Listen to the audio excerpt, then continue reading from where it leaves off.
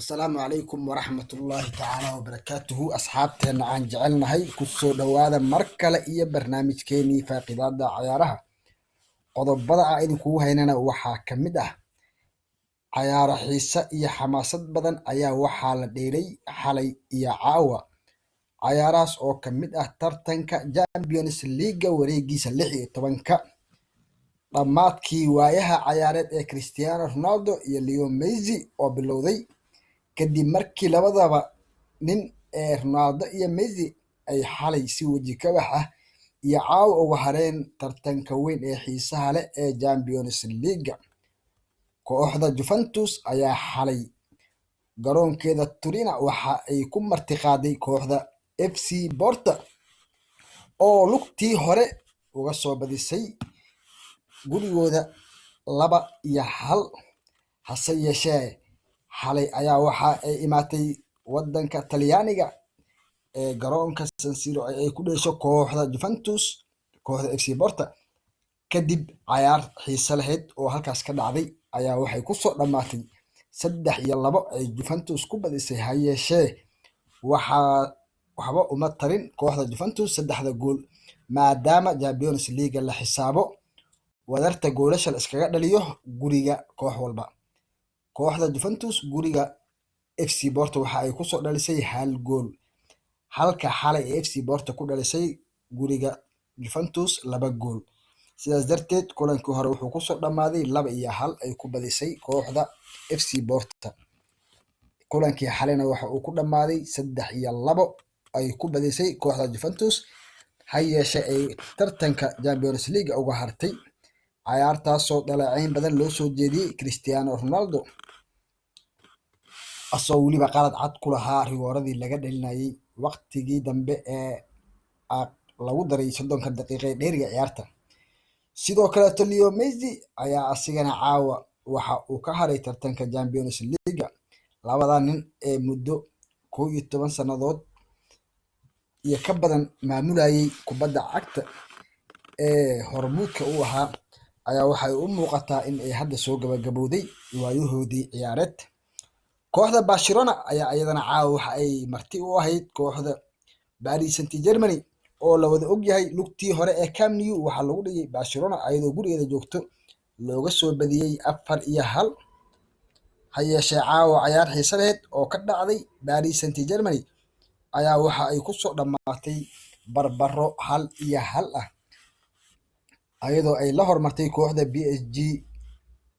gool rigoor aha ee uu dhaliyay cayaaryahan Kylian Mbappe oo horeyna uga soo dhaliyay 3 gool ayaa caawana mar labaad waxa uu ka dhaliyay gool rigoor ahayd ha yeeshee waxa gool qurux badan ku bareejeeyay xidigooda kabtanka u ah ee Leo Messi kaas oo meel 30 yeer u jirto shabaqa ka toogtay PSG. Leo Messi ayaa haddana waxaa loo dhigay rigoore ayadoo rigooraas uu ka qabtay Keylor Navas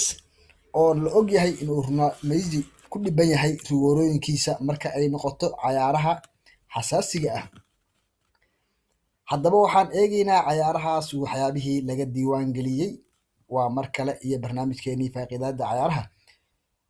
Inta aanan ka bixin waxaa kaloo dheelay xalay waxaa dheelay 4 kooxood oo kala ah Borussia Dortmund iyo kooxda Sevilla oo Spanish ah iyo Juventus iyo FC Porto. Meeshaas waxaa ku hartay 2 kooxood 2 kooxna waa ay ka soo baxday. Waxaa tartanka xalay ka haray kooxda Juventus iyo kooxda Sevilla halka caawa ay ka hareen kooxaha RB Leipzig oo Jarmal ah iyo kooxda Barcelona oo ka soo jeeda wadanka Isbaanishka. Xalay waxaa soo baxay oo tartanka Champions League 8 dhamaadkiisa u soo gudbay kooxaha Borussia Dortmund iyo kooxda FC Porto. Caawana waxaa soo baxday kooxaha Liverpool iyo kooxda Paris Saint-Germain PSG. Haddaba cayaartan ugu horeysay ee dhex martay kooxda Juventus iyo kooxda FC Porto ayaa ahayd cayaar la wada sugayay oo inta badan dadweynaha ay dhigta u taagneyd ayadoo la islahaa waxaa soo bixi doonta kooxda Juventus laakiin sanadkan coronavirus-ka waxayna bartay kubadda cagta in la kala weyneyn sidaas ay tahayna kooxda Barcelona ayadana musiibo fara badan iyo dhaqaale xumo iyo ciyaartoydii oo wada gabowday darteed waayahan 3 sano ama 4 sano ee ugu dambeysay Barcelona la yaqaanay ma ahan. Sidoo kale waxaa ayadana ciyaartay kooxda Liverpool oo laga yaaban yahay horyaalka kadib markii 6 kulan oo xiriir ah looga badiyay gurigooda ayadoo joogto 6 kulan oo xiriir ah oo tartanka horyaalka Premier League ah oo ay sanadkii hore qaaday ayaa Liverpool loogu garaacay gurigeeda. Ha yeeshee markii la gaaro tartanka Champions League ayaa waxaad u moodaa in ay Liverpool weli ku xoogan tahay kadib markay kooxda BR Leipzig uga soo gudubtay wadarta goolasha la isku daro 4-0 maadaama ay lugtii hore ku garaaceen 2-0 kulankii caawara ay ku garaaceen 2-0. Kooxda Liverpool oo jahwareer badan ku jiro dhaawac ciyaaryahano badan ee u badan difaacyadana ay dhaawac ka yihiin ayaa waxaa la saadaalinayaa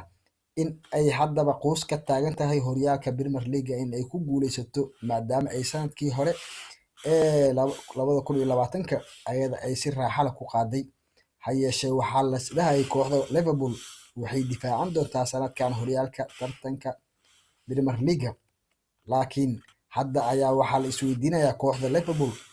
miyay usoo bixi doontaa sanadka dambe Champions League mase waxay ka dheeli doontaa Europa League ayadoo weliba ay hadda ku jirto kaalinta 8aad.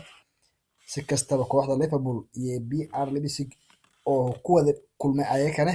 tartanka Champions League 16-kiisa ayaa waxaa soo badiyay caawana kooxda Liverpool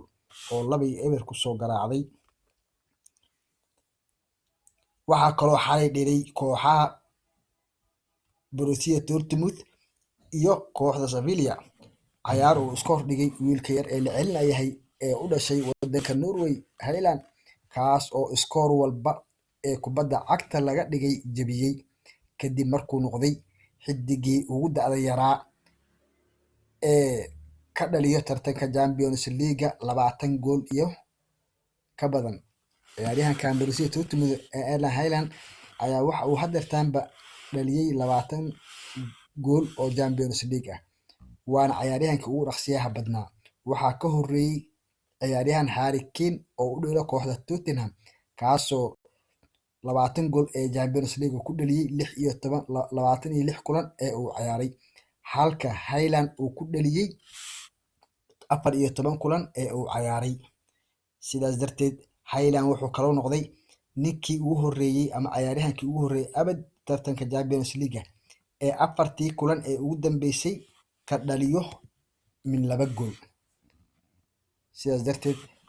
waxaa hadda hogaaminayo horyaalka tartanka Champions League gool dhalintiisa Haaland kaas oo dhaliyay dhaqsaba 12 gool dhaliyay. Waxaa haray 4 kulan oo kaleeto oo dhici doono isbuuca dambe ayagana waa arki doonaa wixii soo badiyo iyo kooxihii soo baxo. Tartanka wuxuu marayaa meel xiiso leh. Fadlan haddii aad nagu cusub tahay waxaan kaa codsanaynaa inaad channelkeena subscribe noo saartid asxaabta aad la wadaagtid si ay noogu soo biiraan. Like saar oo nagu dhiirigeli wixii aad nala wadaagayso ra'yi ahne iyo cidda aad isleedahay way qaadi doontaa tartanka Champions League commentiga noogu soo reeb. Tan iyo intaan ku kulmi doono barnaamijkan barnaamij lamida sidaas iyo nabadgelyo.